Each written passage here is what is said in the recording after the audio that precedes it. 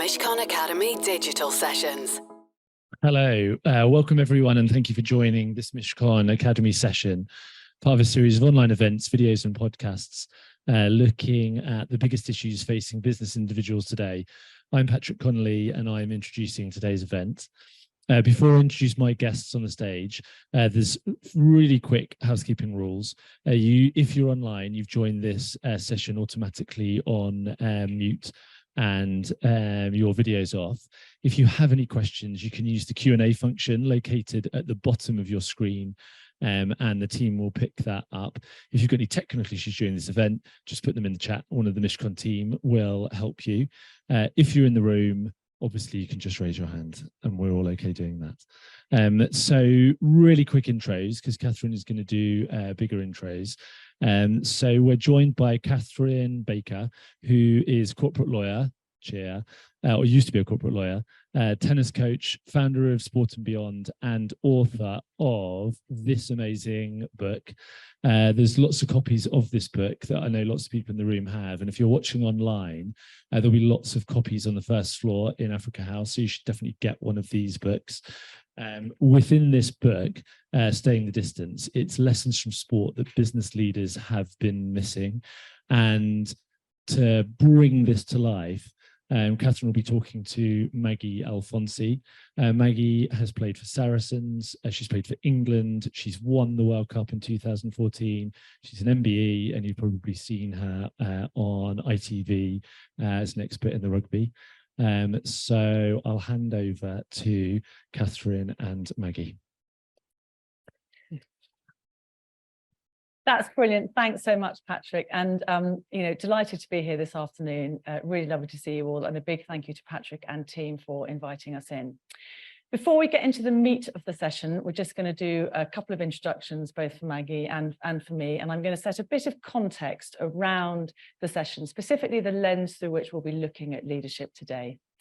So as Patrick said, my name's Catherine Baker. I'm an author. I'm definitely getting used to saying that because I'm a first-time author, so I've had to get my head around that.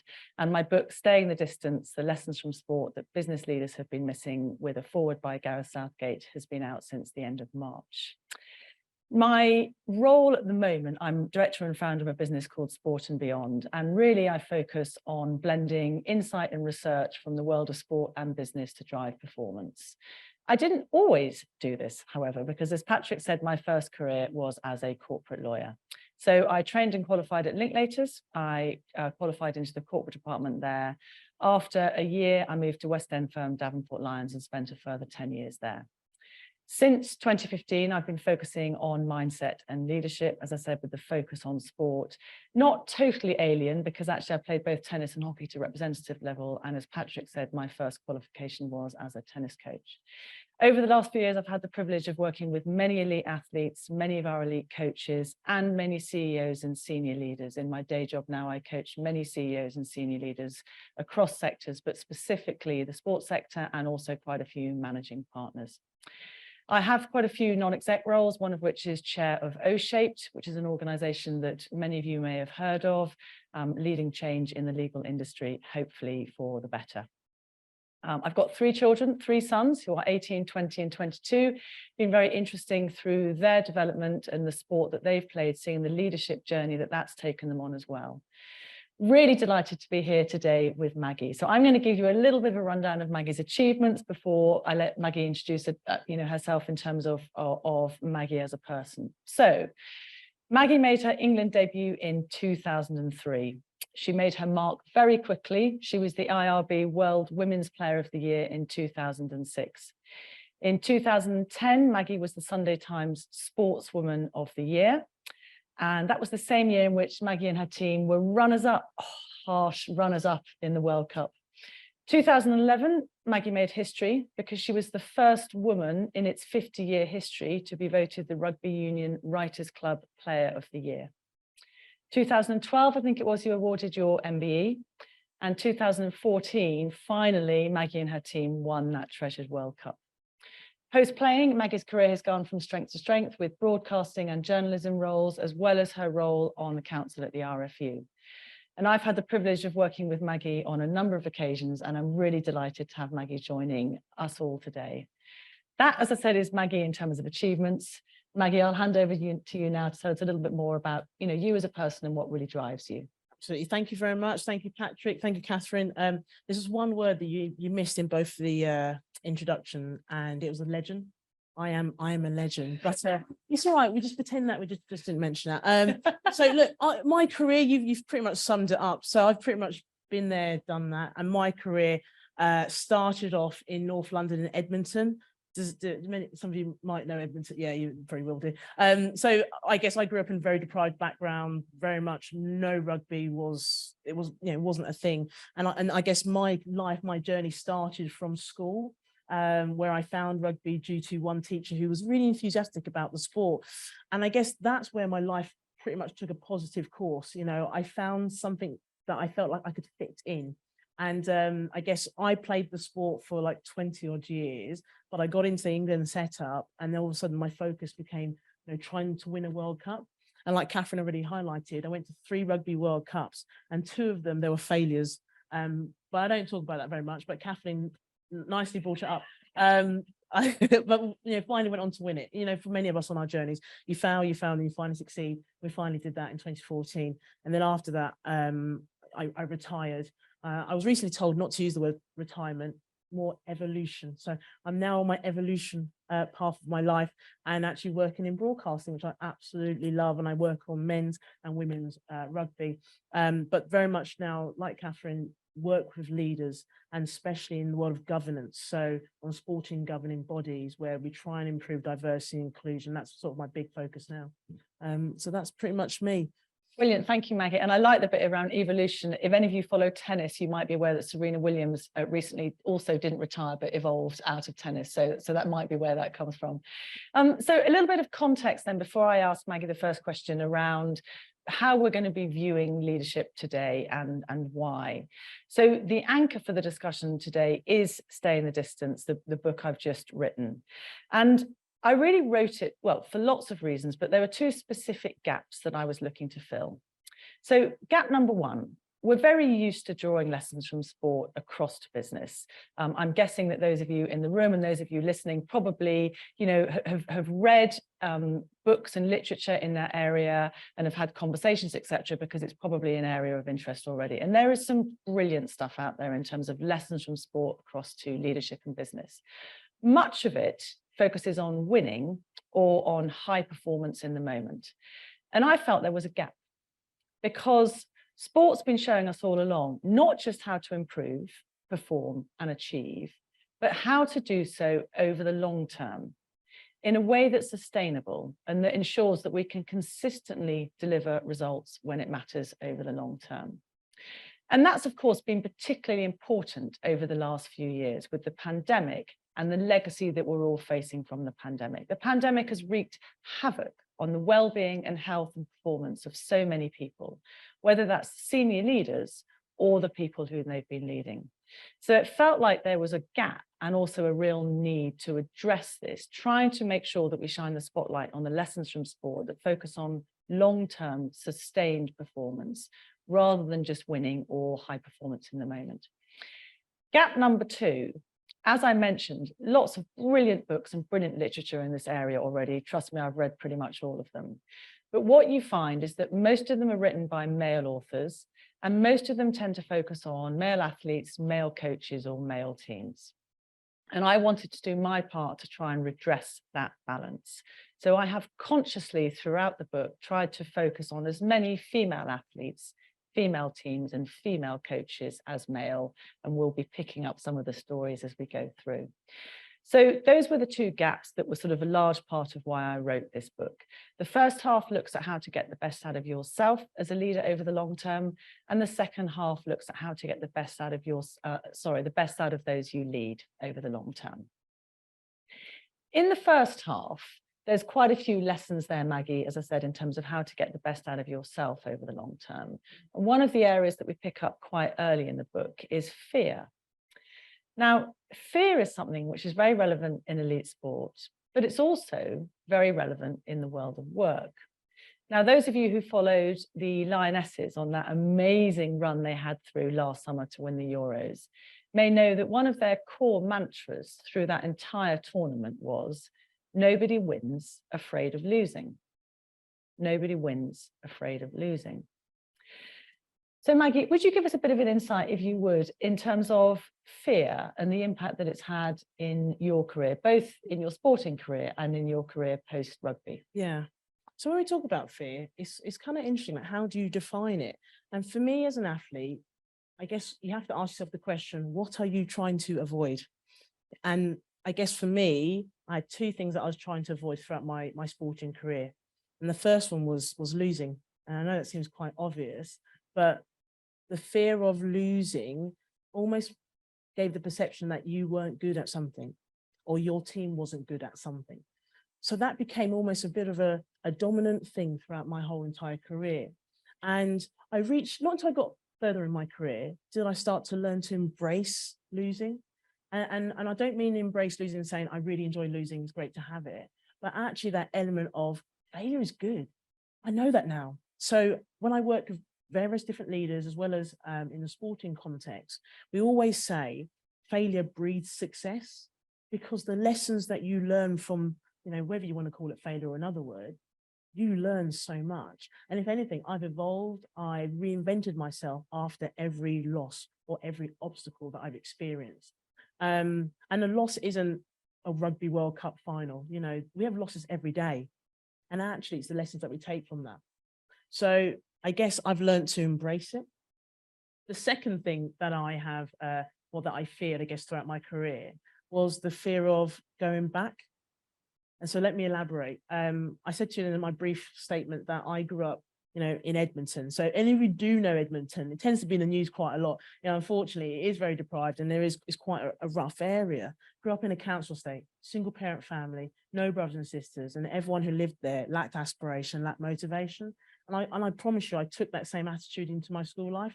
So my upbringing was really, really challenging. I loved it at the same time, but I got into trouble a lot. I used to get into a lot of fights, mainly with the boys, and I won them all though. I won all the fights. But I was, a challenging child. I was smart, but I just didn't engage with, the school content. And now that I've managed to, I guess, find my way out of the council estate, the fear that I have is I don't want to go back. And in a weird way, it drives me still to this day. And also it's about, looking after my family members and not making them feel like they have to go back as well. So it's amazing what drives you. And some may see it as negative, some may see it as positive, but when you've been driven by something, it physically moves you, not just mentally, but you do feel like you move to a different stage in your career.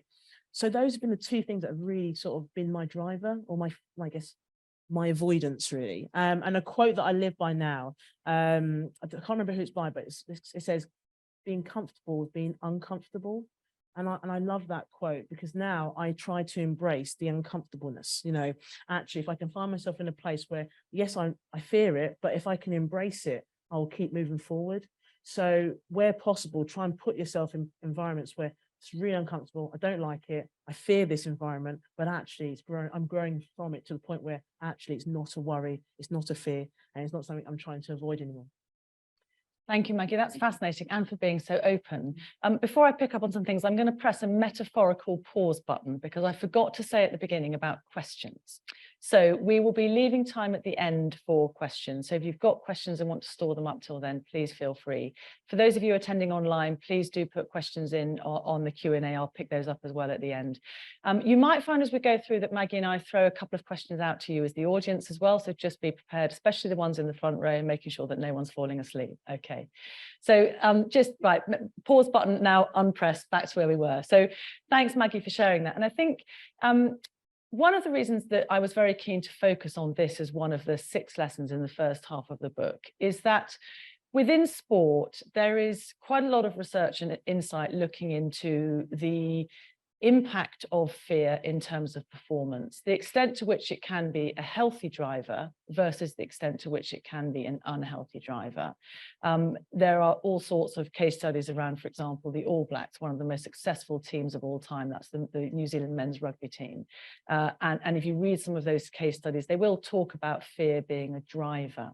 And, you know, this got me interested to think, is it a sustainable long-term driver? And actually, even if it is in sport, can you take that across into the world of work more generally and have that as something sustainable and that's a long-term driver? Well, without giving too much away from the book or going into too much detail here, I can tell you that the research and insight, both in sport and outside the world of work, even when they've tried to look specifically to find out whether fear can be a sustainable long-term driver, the answer is that generally it can't. So it can be a very effective short-term driver of performance, but much less likely to be a healthy driver of long-term performance. If we think about fear in the workplace, what are the sort of things that we tend to fear? Now, Maggie's been very open in sharing the couple of things that sort of big things that she feared. Anyone in the audience prepared to share what they might fear in the workplace? Fear of failure, obviously one of the ones that Maggie's talked about, but what else might you fear in the workplace? Pop your hands up if you're willing to share and you'll be given a microphone. Yeah, brilliant. Lady at the front, thank you.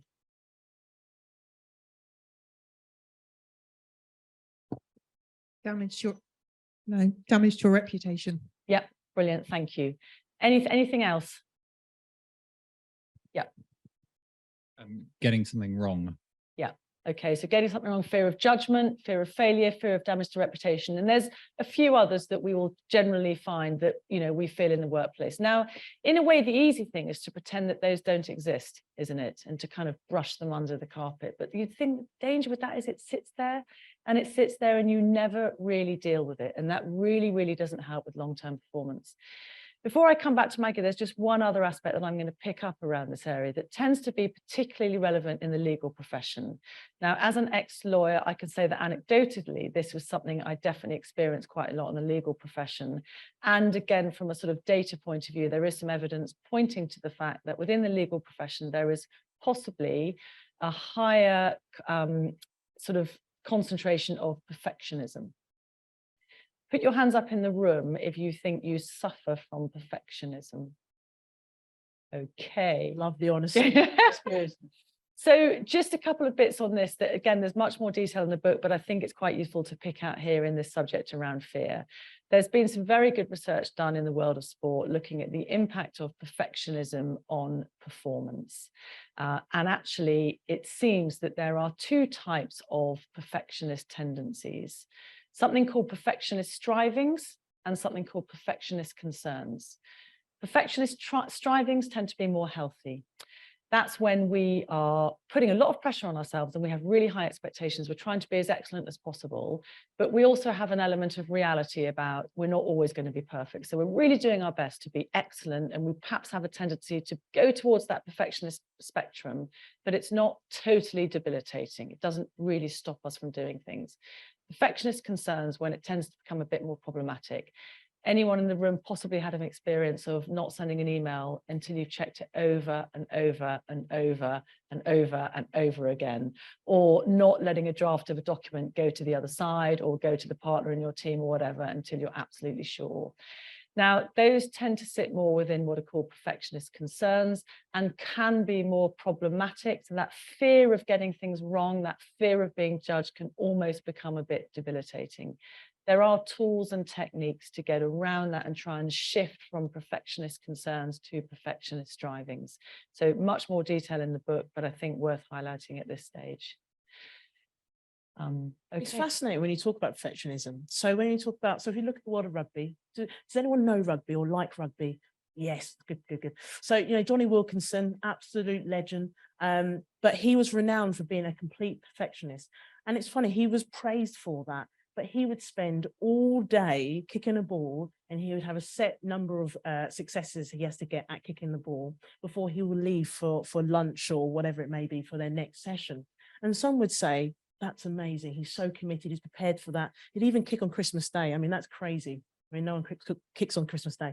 But it just highlighted the fact that his perfectionism almost turned to the point where it became obsession and unhealthy. But when you start to praise perfectionism, it leads to a point where it led to anxiety, to the point where it led to an anxiety for him that he had to do it. He had to get 50 kicks and he wouldn't leave until he got it. And then that almost, it infects the rest of the team. So it's funny how when we talk about perfectionism, how important it is to an extent, but how much of an impact it can have on others around you. But they were a successful team. Yeah. But at a But cost. at what to him. cost? And I think that's really interesting about people using it potentially as a badge of honor, but just being a little bit careful about that. Yeah. Any particular questions on that actually before we move on to the next area? No, and as I said, we will leave time for questions at the end, so do feel free to store them up till then. So one of the other areas that we look at in the first half of the book is sustained motivation. Okay. Motivation is something which is obviously very relevant in the world of sport as well as the world of work. Why are we doing what we're doing? Why do we get up every day and come to work and work hard through the highs, the lows, the wins, the losses? You know, what really enables us to sustain that motivation and keep going? Now, Maggie, as you said, you had a long career. How many was it years overall as a rugby player? In total, it's about 20 years. About 20 years. So, you know, an incredibly long career as a professional sports person. If you think about the impact that has on your body, on your emotions, on your, you know, physical, mental resilience, etc. So what were the things that you think helped you to sustain that career through all that time? Yeah, I would probably start off with understanding my why. So does anyone know when we talk about the why concept? Just nod your head, yes, no, no. Okay, I'll elaborate anyway. So Simon Sinek was the one who kind of come up with this concept about understanding your driver. You know, like Catherine's already highlighted, you know, your reasons to why you get up every day, why you keep trying to move forward, and, you know, why you strive to be successful. And I guess it took me some time to sort of understand what my why was. Because initially I just thought, you know, the reason why I get up every day is to be really rich and to get lots of Twitter followers. Haven't achieved that. Obviously, I'm still trying to achieve that, but it was amazing. Not until I stopped and reflect, and I encourage for everyone, doesn't matter who you are, what you do, but to understand what drives you, like literally what gets you up every day. And for me, my driver was my single parent mum. You know, this lady who gave her life to let me have a life. You know, she worked 3 jobs to enable me to realize my potential. And not until I realized that, then did I sort of see my focus, you know. And for whys are different. They're very dynamic as well. So now I have 2 kids and a family. So my why is to provide for them. But when you know and you have that clarity behind your purpose and your driver, it's amazing how much it has an impact on you. So now I'm very clear and I have that clarity behind it. Again, I still want lots of money and still want lots of Twitter followers, but having that why has given me a real focus. So that was one thing that kind of sustained my motivation, knowing my why. I would say the next thing that kind of sustained my motivation was, I guess, variety. So I made sure I kind of, you know, my focus was always my rugby, but you can't live and breathe rugby, you know. It's same like work. You can't live and breathe work. You need to have almost external factors that kind of keep you motivated. So I made sure I had variety in my life. And as a result of that, that kind of gave me focus and enjoyment in the things that I did with rugby. The third thing that kind of kept me focused, I guess, was surrounding myself with good people. So I've always encouraged having a team of Maggie. So in my team Maggie, I have people who are like mentors. I have, yes, close friends, but people who are like critical friends who will basically call me out when it's required, but at the same time, keep me grounded. You know, it's a real good balance. So it's making sure that you surround yourself with people who know your goal and who want to help you achieve that goal. So having those, I guess, 3 factors, knowing my why, having variety, and surrounding myself with good people, honestly kept me focused and gave me a good drive. And then I guess if I was to kind of highlight one last thing, it was to know that actually, if my team was successful, we could lead change. You know, that's quite a powerful thing, knowing that it's bigger than you. It's not about you. It's if you can achieve something, like I know we're going to touch on briefly later, but you know, some successes that we've seen in other sporting events where when a team has won, all of a sudden, you know, you've got society has changed because of that one impact. So knowing that something is bigger than you, and if you can achieve that, it creates that level of change. So that's quite exciting, knowing that you can have an impact on effectively history. Yeah, gosh, that's brilliant, Maggie. Thank you. And I'm going to pick up on each of those. But to start with, we're going to pick up on the run around why. Maggie at the beginning said about being comfortable being uncomfortable. Okay, so I'm going to ask you all a question and we're going to leave some silence while you think of it, which might be a bit uncomfortable, particularly for those listening online. But I really want you to think about this question that I'm going to ask you, and I'm going to give you a minute or so silence to think about it. So imagine you're at a networking event. Okay, and somebody introduces themselves, hello, I'm Maggie, this is what I do. What's your name? What do you do? And you say what you do, and they go, why? Why do you do that? I'm going to give all of you a minute to think what your answer would be.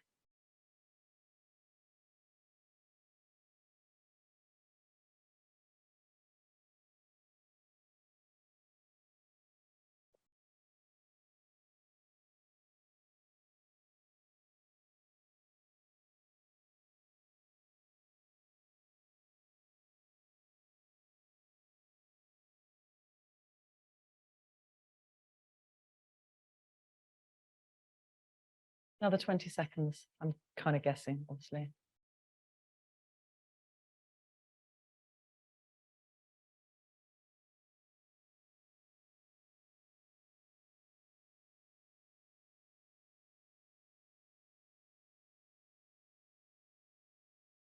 Okay. Hands up if you found that hard. Okay, not too many, but thank you for sharing. Let's have one or two, if you're happy to, in the room, share what you came up with. So put your hand up if you're happy to share what you came up with. Yeah, lovely. Thank you, lady in the blue. I think it's changed for me over the years. And so the two things that sprung to mind were the enjoyment of the mental stimulation and also being a role model to my family. Yeah. So the two things. Thank you. That's great. One more, if we could, from the room. Yes, at the back. Thank you. So I kind of found it a little bit hard to narrow it down because I was thinking all these little things like, oh yeah, to work and to find my career. And I think generally it was just more to grow because I still feel like I am still early in my career. So I'm just trying to grow and figure out what that looks like. Yeah. That's brilliant. Thank you, both of you. And I hope that was a good opportunity for everybody just to have that time to think. As I said, I'm going to pick up on some of the things that Maggie said. The first one around not just your why, but the sort of bigger purpose that you referenced at the end. In the particular chapter in the book, I feature Venus and Serena Williams quite a lot. And one of the things that they've been very clear about throughout their tennis playing careers is that they've always had a higher or a wider purpose.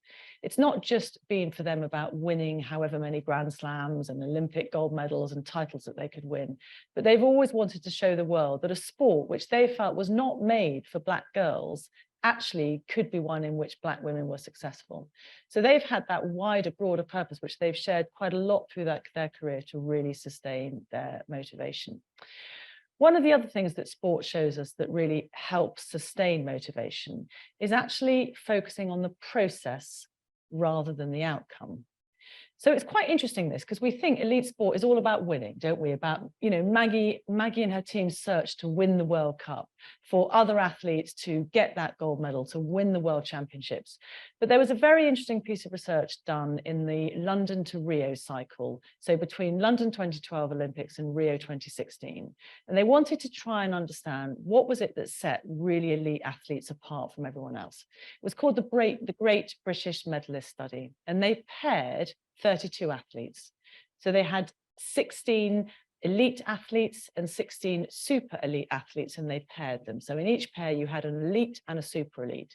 A super elite was someone who was winning gold medals at Olympics, that kind of level. And an elite was someone who was maybe making the Olympic squad, maybe making the worlds, but not really winning the titles. And they wanted to understand what were the commonalities between those pairs of athletes and what were the distinctions. And one of the really interesting distinctions was in this area between process and outcome. So out of the 16 super elite athletes, 13 of them focused on process as well as outcome. So they was focused on the process as much as they were on the outcome.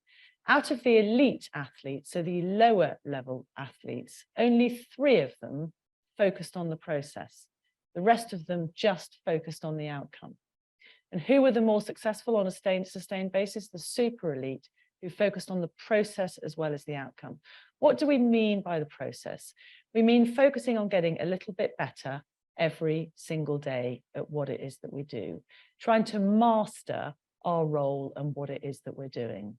So yes, we're trying to achieve things in our jobs. We're trying to get promotions or achieve certain results for our clients, etc. But by focusing on the process, by trying, by failing, as Maggie said, by learning, by really putting a lot of time and effort in a focused way, you're actually more likely to get to those outcomes. There's a brilliant book that a lot of sports coaches read, which is called The Score Takes Care of Itself. It's by a chap called Bill Wharton. It's exactly that concept. You focus on the process and the outcome takes care of itself. Having said that, perspective is obviously, as you said, really important. So again, Venus and Serena Williams, when they were growing up as junior tennis players, they weren't just tennis players. They were playing a whole host of other sports as they were growing up. In their adult lives, while they've been professional tennis players, they've done all sorts of things. They've done fashion courses and MBAs, and Serena Williams has her own venture capital firm, trying to make sure there's more VC investment into female-led businesses and female entrepreneurs. So that idea that you've got some perspective and that balance outside of your day job is also really important. Yeah. I think that's the things I wanted to pick up on. Yeah, perfect. Oh, I love it. And I think also what I find quite fascinating is if you achieve your goal very quickly, you sort of realize that you've ignored the process in between. And you know, when I talk about winning a World Cup, it took us 12 years to get to that point of winning the World Cup. And I think if we'd won the World Cup straight away, how much would I have learned about myself, about my teammates, about leadership? So my biggest learning from leadership has been on almost the course of being an athlete. Because it took 12 years, I understood what it now takes to create a high-performing environment, a high-performing team, and understanding your strengths and your weaknesses and how to get the best out of people. It took 12 years to do that, but I needed that 12 years where if you focus on the outcome and then you achieve the outcome fairly quickly, it's amazing how it's a challenge after that. So if I put another example, another athlete, Jessica Ennis-Hill, she went to several Olympics and then finally achieved success at the end. Kaylee Holmes, another one, failed and failed and failed, and then finally achieved 1,500 and 800 gold medals back in 2004. So it just sort of highlights the fact that they need the process, you need the time to almost learn more about yourself and your journey, and actually then you get the outcome at the end of it. Yeah, and thank you. And the mention of Jessica Ennis-Hill, as I'm in a law firm, I'm just going to pick up on the mention of time, because I know time is precious for everyone, but the pushback from lawyers and other legal professionals is always time. So there is a chapter on how to prioritize your time, and it starts with a brilliant story around Jessica Ennis-Hill. So if you do pick up the book, it's chapter 6, make sure you have a look, okay? I just know I always get that pushback from law firms. Right, I wanted to move on to the second half of the book now. So this is where we look at how we get the best out of those you lead. And I was very fortunate to be able to start the second half of the book with a wonderful story on Jane Figueiredo. Now you'll be thinking, well, who is Jane Figueiredo? She is Tom Daley's diving coach. And it is a fascinating story for how Tom basically pursued Jane through the summer and autumn of 2013, where he hadn't got his gold medal at London 2012, he'd got bronze, desperate for that gold medal. He identified that he wanted Jane Figueiredo as her coach and basically followed her around the States. She was coaching at the time in Houston at the diving place there, and persuaded her to come on board as his coach. And the more you discover about the relationship between them, the more you realize how important the trust element is. You think within elite sport generally, you are pushing your athletes to perform at a very high level. And that means that you are having to challenge them on a regular basis. How do you make sure that you get that right? How do you make sure that your athlete trusts that you're going to stay the right side of the line, do that in the right way? How do you make sure the coach trusts the athlete, etc.? Something which is very relevant and very current in sport, but something as well, I think, which is very relevant in the world of work. When you are working in high pressure environments, you've got clients, whether they're internal or external, expecting results, expecting a lot for you. So where does trust sit? What breeds trust, and what relevance does it have? Maggie, you'll have, I think, lots of insight to share for the audience in this aspect, if that's okay. Yeah, absolutely. I mean, first I'm going to ask you all a question. How do you know you trust somebody? I'll ask you again. How do you know you trust somebody? What are the characteristics that you look for when you say, I trust them? We've got the microphone ready to go. I'm going to let you think about it, but you know you've all got an answer. Yes, we've got one there. I think it's when they're the first person you think of when you've got a problem. You're like, how do I solve this? And they're the person that you go to talk through a solution. They're like your safe space to solutionize. So it's a safe space. So you know that you could talk to them knowing that they won't divulge anything that you give to them in confidence. Okay, I like that. Any others? Come on, you guys, you must trust people. I don't know, lawyers, I don't know, not all lawyers, but yeah.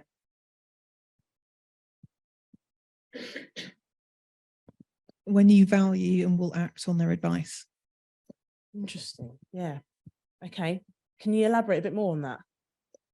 So if I didn't trust someone Yeah. and they gave me advice, I wouldn't act on it. Yeah. If I trusted them and they told me something, even if it was maybe something you didn't necessarily want, still didn't necessarily agree with, if you trusted them and you thought they wanted the best for you, you're more likely to act on it. Interesting. Okay, that's good. I find that fascinating because, you know, when you trust somebody, you go, I might, because even people you trust, sometimes when they give you advice, you go, I still don't necessarily agree with you. And it's actually what you take from it. Any others, just before I give you my insight, on this side of the room, come on, this side of the room.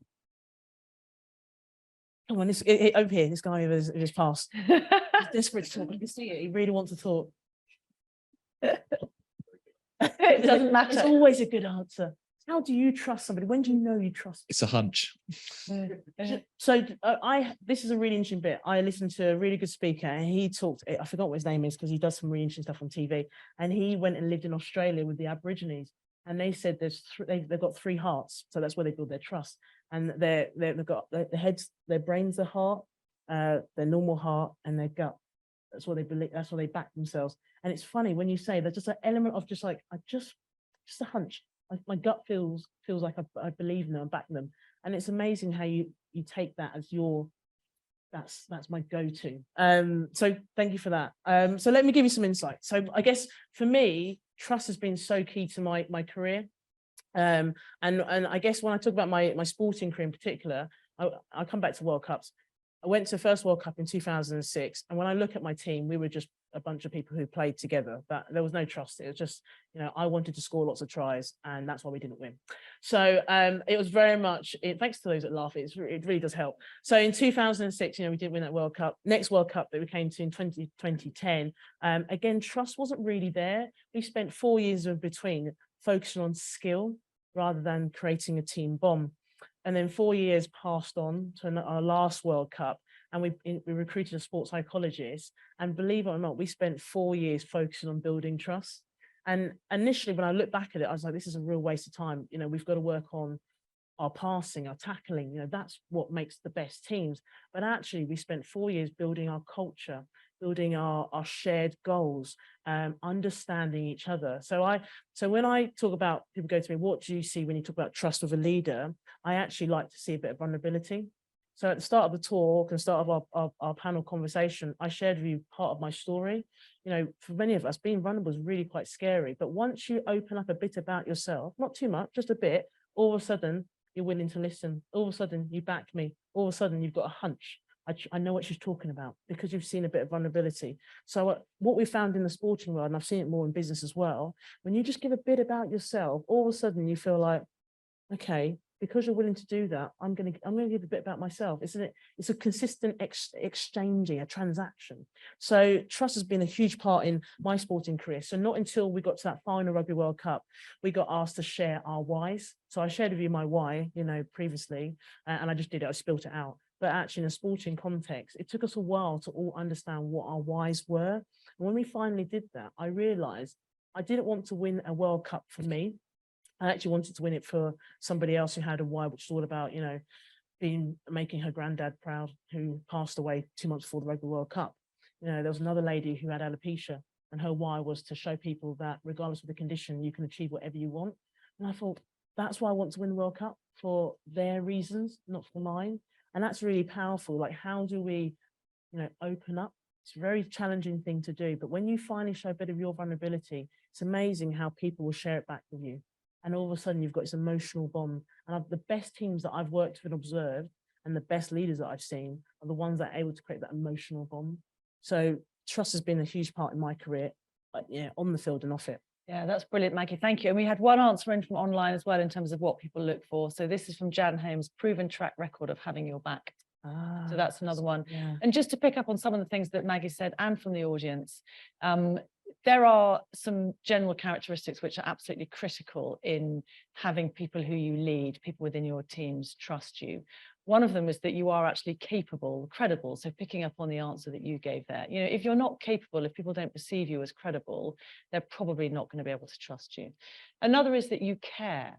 So you generally care about the task, the organization, the team, not just about yourself, but you care about what it is that you and those around you are trying to achieve. That's one of the things that came through incredibly strongly when Jane Figueiredo was talking about her relationship with Tom Daly, how much he really cared about him getting the success that he was looking for. The third element then, and it's quite useful because they're 3 C's, is consistent. So there is a school of thought that as a leader, it's quite useful being, you know, inconsistent in your behaviors, one day being a bit up and one day being a bit down, and let's keep everyone on their toes. But you know what, when we're all trying to get through our working days and perform to our best, we don't really need the uncertainty, do we, of wondering, God, I wonder how my boss is going to behave today. I wonder what kind of mood they're going to be in. So again, research will show that actually the more consistent you can be, the better. Just to pick up on Maggie's point about vulnerability, because it's a very interesting one within the field of leadership at the moment and has been for quite a long time.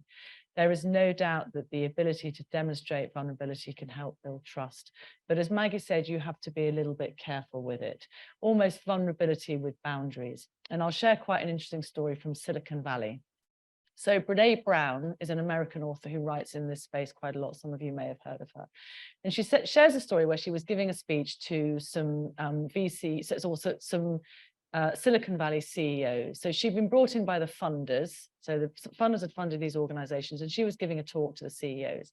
And she talked about vulnerability as she usually does. And at the end of the talk, one of these CEOs came running up to her and said, Brené, I loved your speech. It blew me away. It's totally changed the way I think about things. I'm going to go into the office on Monday. I'm going to do my all hands, and I'm going to tell everyone, I don't know what I'm doing. I don't know why I've been appointed. I don't know why I'm in this role. I've got no idea how we're going to make the company successful.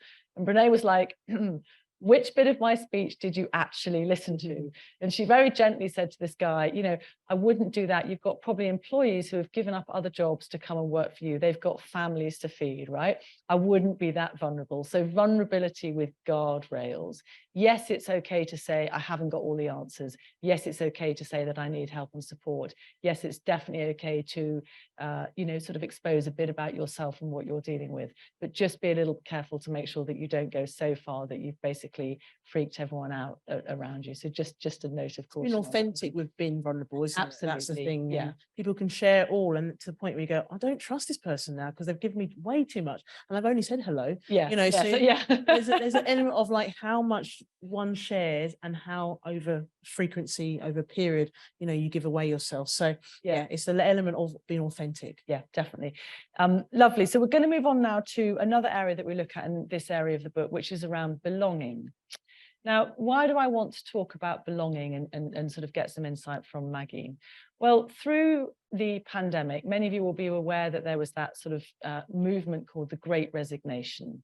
Now, you know, whether that was actually a thing or not, or whether a great term that I think it was McKinsey came up with, you know, there was undoubtedly extra numbers of people leaving jobs at that time. And some of the research around that tried to look at why is it that people are leaving?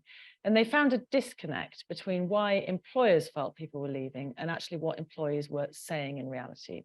So employers tended to think that people were leaving their organizations for transactional reasons like pay, sort of, you know, work-life balance, were we getting enough bonuses, etc. But the data from employees tended to show that actually it was more about relational issues. Am I being valued?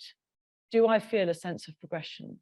And actually, in one particular piece of research, 51% of people said they were leaving because they didn't feel a sense of belonging. Now, before I open up to Maggie, I'm just going to share one more thing.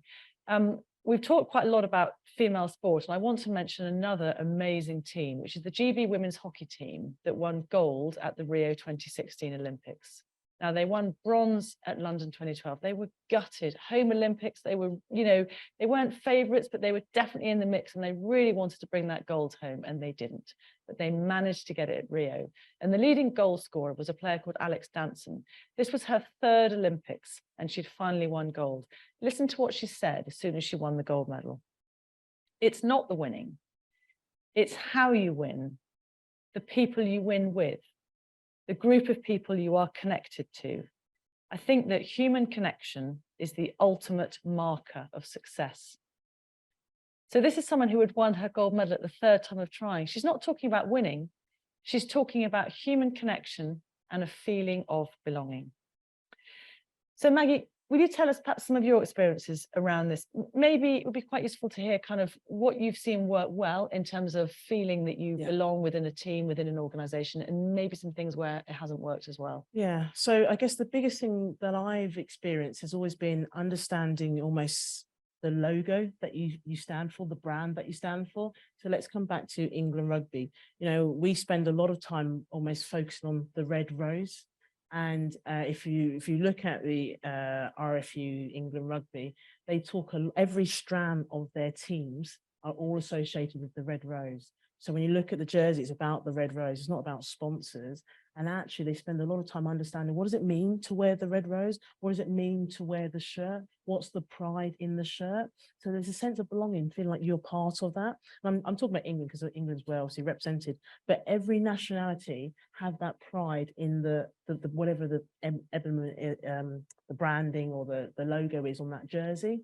So we've always focused on the rose and understanding the rose and what it means to be part of that rose and feel like you actually are associated with it. So what we've done in our England rugby team, we've always got past players, people who have been part of the organisation a long time ago, come back to tell us, you know, what does it feel like to be part of it?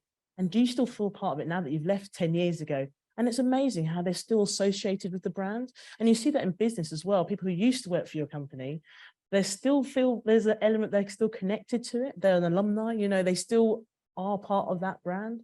And I guess the way I've seen it's worked incredibly well. So if you go to Twickenham Stadium, I'm not promoting Twickenham Stadium, but if you go on a tour of Twickenham Stadium and you go to the change rooms, it's mainly for the men. So you'll see in the change rooms, they have the number shirt that would be put in that, I guess, changing room spot. And then you've got number 1, 2, 3, and 4. And they put on each of the numbers the people who have played in that jersey, who've played in it more than 10 times. So it's trying to highlight, you want to get your name on it, because actually, if I get my opportunity to represent and wear that jersey, I'm part of the legends that have gone before me. And you feel like you really are part of the red rose, the England jersey. So people always talk about in the sporting context, you know, you've got the jersey, but leave it in a good place for the next person to take it on. And it's really always about being connected to the past, but also being part of the future. And the New Zealand All Blacks in particular, so again, another good thing that they do, and they spend a lot of time talking about, again, belonging and being part of the history and being part of the future. So, you know, when they do the haka, so have you all seen the haka? And people think it's, you know, it's a scary war dance, and it is a scary war dance, especially if you're like only 10 meters away from it. You don't really want to be that close. But what they do is they bang the floor. So in one of they've got 2 hackers mainly, but they bang the floor, and people go, why do they do that when they're stamping their feet? But actually they do it because they're trying to rise up their ancestors from the ground. So they're trying to say it's not 23 of us about to fight these 23 players. Actually, it's our forefathers, our mothers. It's if everyone who's been part of the culture of All Blacks. And amazing when you start to say, I am part of that, I belong to that, all of a sudden you feel like you can take anyone on, except for Ireland, because they always lose to Ireland. But you know, it's that element of you are part of something. So the strength of being part of a brand, a logo, an organization, that is powerful. And actually, there's been a lot of research around football hooliganism and actually how belonging to a tribe like that can actually be quite powerful, but also slightly dangerous to an extent. And I'll pick up on the football in a minute, actually, and thank you. Just to remind those listening online or watching online, do put in any questions if you want to. We're going to come to Q&A quite shortly, so do put questions in the question box if you'd like to put any through. But I think really interesting, you know, what you're talking about there is a sense of identity, and actually if we take it to football, one of the things that Gareth introduced for the men's team, obviously, over the last few years has been the legacy caps. So every time a player gets, you know, awarded their debut, they get a red velvet cap with their legacy number. And all of those things are really building a sense of identity and a sense of belonging to something which is much bigger and much more powerful. I think within the world of work more generally, there is a level to which professional services firms, corporates go to, but perhaps they don't take it fair enough. So Mishcon's clients, etc., you know, you'll have your firm's mission, probably purpose, vision. There are different ways of different terminology, but you'll have that, and you'll probably have your values. The real trick, however, is bringing these to life on a daily basis, taking them away from the walls or your screensaver or your nice documentation that's got your values set out, etc., and making sure that they really come to life each and every day, that you are powering them with stories, that you are making sure that your values are actionable, that you're making sure there's some clear behaviors that really set apart and identify what we as an organization are about and how we behave. It's something which is done very, very well in sport, but something which isn't necessarily done well enough, I think, outside the world of sport. Before we open up to questions generally, anyone got any observations on that point in particular? I can see a few sort of heads nodding. Anyone want to share any thoughts on that? Because you all belong. That's what it is. Feel the belonging. Okay, so I think we'll probably open up for questions now from a time point of view. So thanks all of you for listening so well, sort of so far. And I really hope there are at least one or two questions. You've got an amazing opportunity to have one of our foremost broadcasters and journalists in the room. So please do feel free to ask questions. We'll go lady in the blue first, shall we, and then chap in the front. I just wanted to know if there are different lessons from individual sports and different lessons from team sports, because I know you've touched on both, but in your book, do you talk about different lessons at all? Or so yes, I do, and I'll let Maggie come in first, if that's okay, just from your experience. I know you've been a team sport, but obviously with your experience across sport now, perhaps your thoughts around that. But then, yeah, definitely, I'll come back on that. Yeah. So I guess the only thing I've learned being part of a team sport, because actually, so yesterday I was on another panel and I was sitting with Victoria Pendleton, who's former cyclist and now turned jockey, and along with Dame Sarah Story, who was a swimmer and is now a cyclist. And I was sitting next to Alex Scott. So she's football, Arsenal fan. Yeah. Any Arsenal fans in the room? No. Okay. So moving on quickly. But me and Alex both talked a lot about, you know, what we've benefited from being part of a team environment, the lessons that we've learned. So I have learned significantly knowing how to get the best out of those around me, and also vice versa, and understanding when people aren't at their 100%, but I know that they're going to give me 80, and how to get that out of them. So I guess that's been one of the biggest things, like understanding the people around you, understand what makes them tick. Also, the hardest thing that I found, especially mainly in a team environment, and I probably can't talk more for an individual, was understanding conflict. Because I guess you spend a lot of time thinking, I don't want conflict, we want harmony in a team environment. But actually, what I learned from being in a high performance environment is you encourage good conflict. So we encourage each other to check and challenge each other from a safe space, as long as there's rationale behind it. But sometimes in an individual sport, it's just you. But the check and challenge might become between you and the coach. But Catherine, I mean, you did obviously individual and team sports. So. Yeah, well, I think that's a bit of personal experience. So when I was 12, I was told to choose between tennis and hockey. I was told if I wanted to make it, I had to choose at that age between the two, and I couldn't. And I didn't, because I love tennis for the individual aspect, the fact that it's just up to you on the court. It's gladiatorial. You know, you're fully responsible for the outcomes in terms of the decisions that you make. No one else is going to help or support you. But equally, I love playing hockey and the team element, and feeling I had that support, and feeling, as Maggie said, it was around getting the best out of. So in terms of the book, there is a mixture of case studies and stories from individual athletes and from coaches, coaching teams, and from teams as a whole. I think there's probably the same lessons can be drawn from both. As an example, ownership. So one of the things we look at in the book is how to navigate the ownership conundrum. You know, there's a big thing in the workplace now about we've got to empower people, we've got to give people ownership. There's some lessons there in terms of how individuals can take that accountability and ownership, but also as an organization, as a team, how you make sure you set up your team in terms of their capability and their capacity, etc., to make sure they can actually take that ownership and fly. Is that okay? Yeah, brilliant. You compete in sport. Are you individual sport or team sport? Individual. What do you think so far? Sorry, I know there's no mic there, but yeah, what do you think are the things that you have learned from being in what is your individual sport? Running, something Running, that's I can think by myself, Mm. and I think that helps me be a better manager, just because I have that time to myself. If I think about the interaction between sport and business, having that time to myself where I'm not speaking to clients and colleagues means that I think I perform better at work. So I'm just interested Time to reflect. Yeah. And we picked that up in the book as well, that prioritizing not just time but energy, and how you must make sure that you leave time for yourself in order to perform over a sustainable basis. So I'm really glad you've referenced that there. Yeah. Time for a question at the front. Now you've started, you're on a roll, aren't you? Let's keep going. I'm interested in your thoughts around teams, particularly in the stuff you talked about in the second half around belonging and trust, and where that stuff is missing and teams are underperforming. So sadly, I'm thinking my own football team here, and where the sport and the business kind of is different. So with a sports team that are underperforming and there's no connection there, tends to be, we'll just sack the manager. And so they say the justification is you can't get rid of all the players. It doesn't seem likely in business that that would happen. But I guess my question or thought is, what do you do with a team like that? I guess taking them on an away day and taking them paintballing or whatever is a very quick, easy fix, but it doesn't always work. So how do you start to turn around a team like that to get that belonging and trust? Because again, with my football team, the only time where I've seen the success is when they have that side of it, even though they're all competent to a level at their jobs. That side of it to me seems like the bit that has to be right for success. Yeah, I'll come in. Yeah. So it's a really, really good point. And I think there's a couple of things that I'll share. I think that we could talk about that for hours, right? But a couple of things I'd share. A coach's job in sport each and every day is to help their players improve and develop. So every day a coach gets up and goes to work and says to themselves, how can I make my player get better? We're talking about the good coaches. And I think it should be the same in leadership and work. How can I get up every day and make sure that I'm helping my people improve and develop?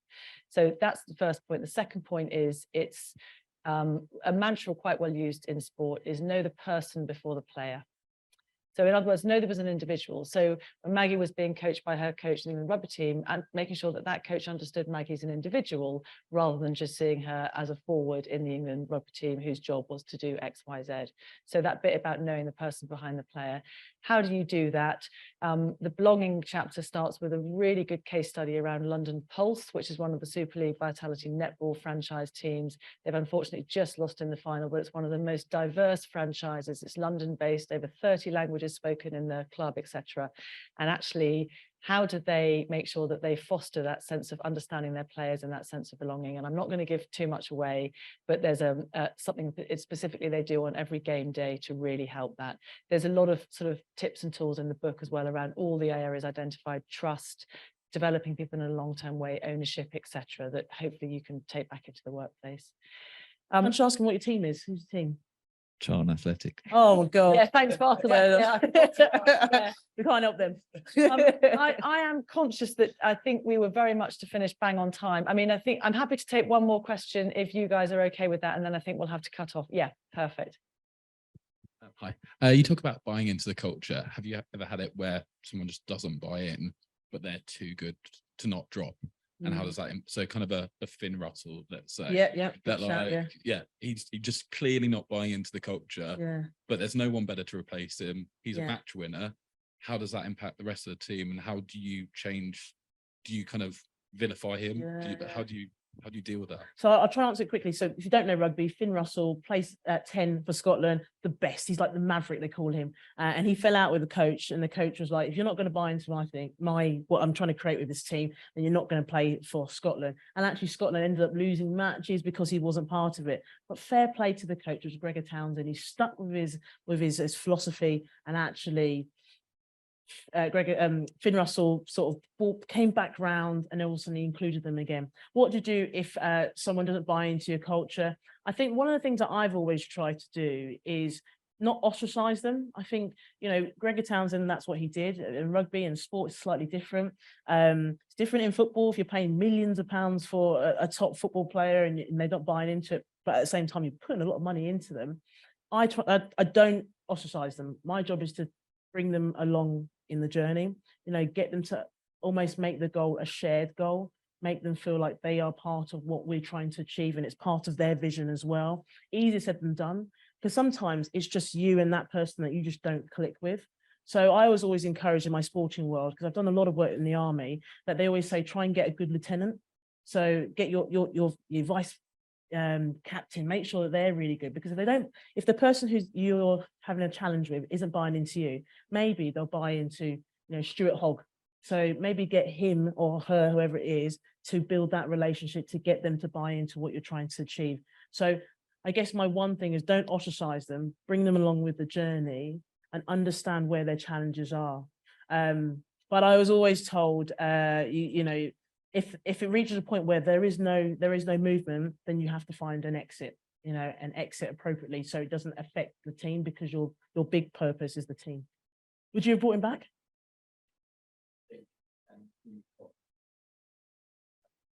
Yes or no? Come on, yes or no? Yeah, we'll Yeah, back. and I think that's a really comprehensive answer, so nothing to add to that. So I think just to say thank you so much to all of you for coming today, both in person and remotely. Massive thank you to you, Maggie. It's been really interesting to hear all those insights, and I hope everyone enjoys the rest of the day. Thank you for having us. Thank you all. The Mishcon Academy Digital Sessions. To access advice for businesses that is regularly updated, please visit mishcon.com.